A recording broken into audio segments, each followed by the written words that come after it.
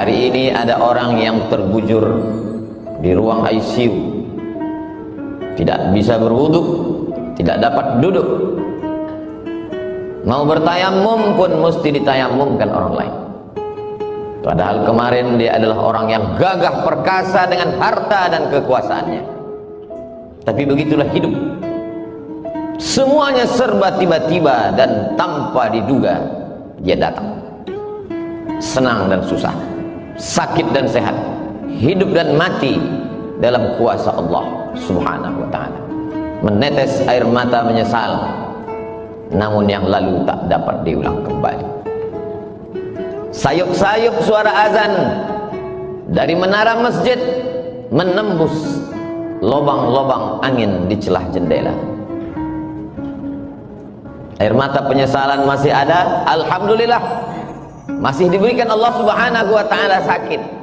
Bagaimana dengan yang mati mendadak secara tiba-tiba melangkah keluar dari rumah, bukan dengan kata bismillah, tidak pula bismillah tawakkaltu 'ala Allah wala haula wala quwata illa billah, tapi dalam perbuatan maksiat dan dosa. Kematian datang tiba-tiba. Tidak ada roh gentayangan dalam Islam. Roh dalam kuasa Allah Subhanahu wa ta'ala. Yang baik-baik letaknya illiyin, yang buruk, jelek, jahat, busuk, sijjin. Tidak ada satupun manusia yang bisa memanggil, mengundang, mendatangkan roh manusia. Tapi tradisi ini sudah lama berlangsung. Ketika Syekh Muhammad Abduh dalam masa pelariannya ke Paris, Prancis, bersama tokoh Islam yang terusir dari Mesir, Jamaluddin Al-Afghani. Mereka juga punya tradisi di sana menghadirkan roh, dan Syekh Muhammad Abduh diundang dalam acara itu. Kata Syekh Muhammad Abduh, kalau memang betul kalian bisa menghadirkan roh, tolonglah undang roh Nabi Isa alaihissalam, karena aku ingin bertanya kepadanya, apakah dia mati disalib atau bagaimana keadaan yang sebenarnya. Apa jawab mereka? Ini roh istimewa yang tak dapat dijemput dan diundang oleh siapapun. Undanglah roh Nabi Muhammad SAW, karena aku ingin bertanya tentang hadis-hadis. Aku ragu apakah ini hadis sahih atau hadis dhaif. Kata mereka, ini roh spesial, itu hanyalah silat lidah belaka, roh dalam kuasa Allah Subhanahu wa ta'ala. Lalu kalau ada yang bisa mendatangkan roh, sesungguhnya siapa yang berkata itu? Mengapa suaranya mirip? Mengapa dia tahu lokasi tempat kejadian peristiwa per pekan, per hari, per jam, per detik? Karena sesungguhnya manusia lahir jadi didampingi oleh jin yang disebut dengan qarin. Ya'shu an dzikrir rahman, siapa yang tidak berzikir mengingat Allah, nuqayyid lahu syaitanan fahuwa lahu qarin, maka kami akan ikatkan ke tubuhnya syaitan, dan syaitan itu menjadi fahuwa lahu qarin, yang senantiasa bersama dengan dia. Itulah mengapa kita pagi membaca wirid-wirid Al-Fatihah, qul huwallah, qul a'udzu bil falaq, qul a'udzu birabbin nas, pangkal Al-Baqarah, ayat kursi, ujung Al-Baqarah. Para mursyid tarekat Naqsyabandiyah, Syadziliyah, Al-Khalwatiyah, Al-Qadiriyah memilih wirid-wirid tertentu, diajarkan dan diamalkan murid supaya terselamat dari godaan jin syaitan. Tapi kemudian ada orang yang berkawan, berteman dengan setan, dia panggil setan, lalu kemudian setan itu berkata, akulah si fulan, suaranya mirip, tahu berbagai peristiwa yang pernah terjadi dalam kehidupannya. Sesungguhnya itu adalah setan memanggil setan. Islam mengajarkan roh dalam genggaman qudrat, iradat, kuasa Allah Subhanahu wa ta'ala. Ada masanya roh itu ditiupkan kembali ke dalam jasad untuk merasakan azab kubur dan nikmat kubur. Maka kita mendoakan mereka, Allahumma ja'al qabrahu raudatan min riyadil jinan, jadikanlah kuburnya salah satu dari taman-taman surga. Tapi ada juga doa supaya dijauhkan, la taj'al qabrahu hufratan min hufarin niran, jangan sampai kuburnya menjadi salah satu lubang dari lubang-lubang neraka. Itu pula yang dipesankan Sayyidina wa Maulana wa Syafi'ina wa Dzukhrina wa Qurrati A'yunina Muhammadin sallallahu alaihi wasallam kepada Sayyidatuna Aisyah radhiyallahu anha, kalau engkau lewat di pemakaman Baqi, janganlah mulutmu diam saja, doakanlah mereka. Assalamualaikum ya ahlad diyar minal mu'minin wa inna insyaallahu bikum lahiqun, yarhamullahul mustaqdimina wal mustaakhirin, nas'alullah lana wa lakumul afiyah. Assalamualaikum ya ahlad diyar, keselamatan untuk kamu wahai penghuni kubur. Wa inna insyaallahu bikum lahiqun, sesungguhnya kami pun akan menyusul kamu lambat laun, esok pagi petang sore pasti akan menyusul kamu. Yarhamullahul mustaqdimin, Allah mencurahkan rahmatnya untuk orang yang mati duluan, wal mustaakhirin, dan yang datang belakangan. Nas'alullah lana wa lakumul afiyah, kami tetap selalu memintakan kebaikan kepadamu ya Allah, ya dzal jalali wal ikram, ya fa'alul lima yurid, ya man qada amran innama yaqulu lahu kun fayakun. Ketika roh itu sudah berpisah dengan jasad, jasad itu pun lalu kemudian jantung berhenti berdetak, napas paru-paru tak lagi berhembus, maka darah berubah menjadi nanah, nanah membusuk hanya menjadi santapan cacing tanah. Tapak rumah yang dibeli dengan hasil kerja keras, arsitek yang diundang, dipanggil khusus untuk menggambar sesuai dengan selera, uang halal haram hantam semuanya, sampai masanya satu jengkal pun tidak ada yang mau menerima jasad di rumah itu, tetap diasingkan ke tempat yang jauh, taman pemakaman umum. Mana raja-raja, sultan-sultan Melayu yang gagah perkasa, Siak Sri Indrapura? Tidak dikenang. Tapi siapa yang mengenang? Yang dikenang adalah Masjid Shahabuddin. Sempat membangun masjid. Itulah mengapa para ulama, para alim ulama mengingatkan para zu'ama, penguasa, untuk membangun masjid.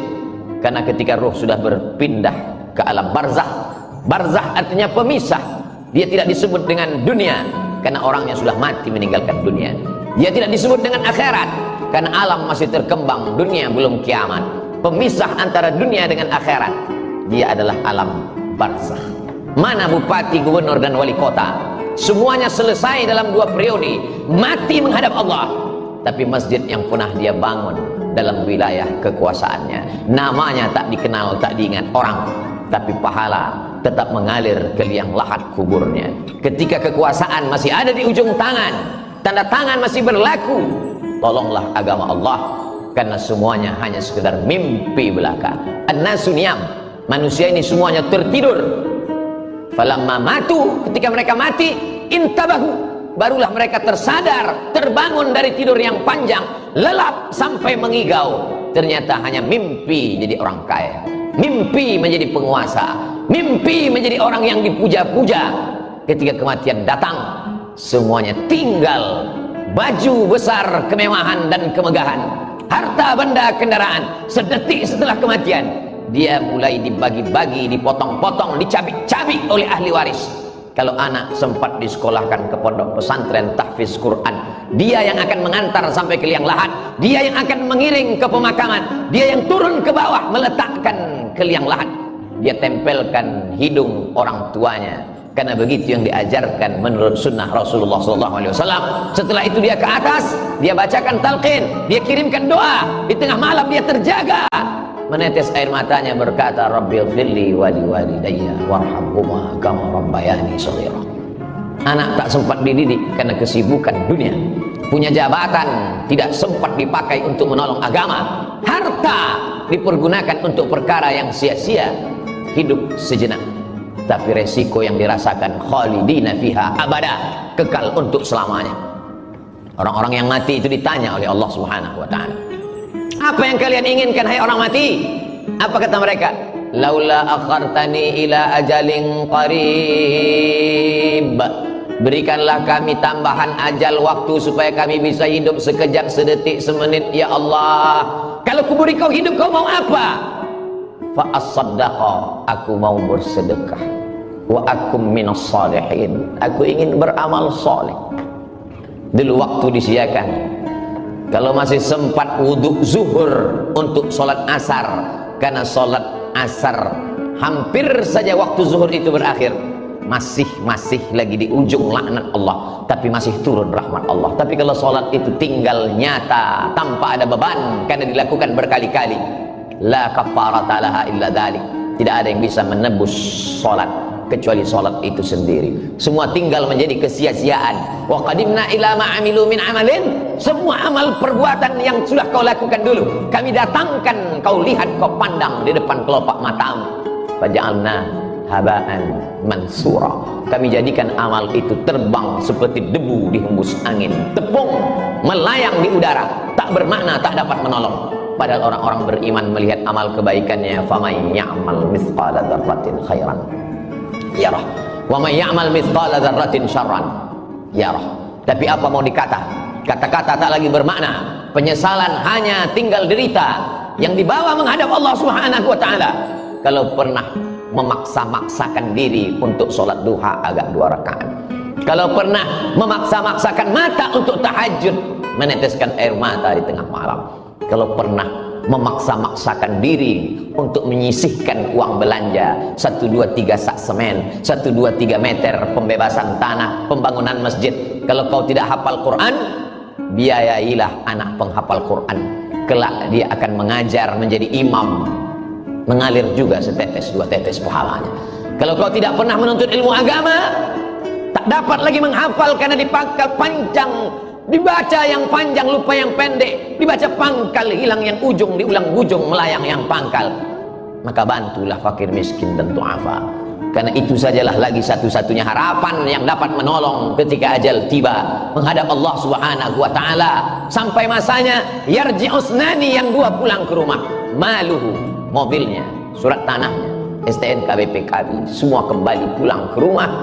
Wa ahluhu, keluarga, anak, menantu, handai tolan, suami, istri, kawan, jiran, tetangga, semua pulang ke rumah. Hari pertama, kedua mereka meneteskan air mata. Hari keempat, kelima mereka mulai tertawa. Hari keenam, ketujuh hanya tinggal kenangan semata. Mana yang mengalir?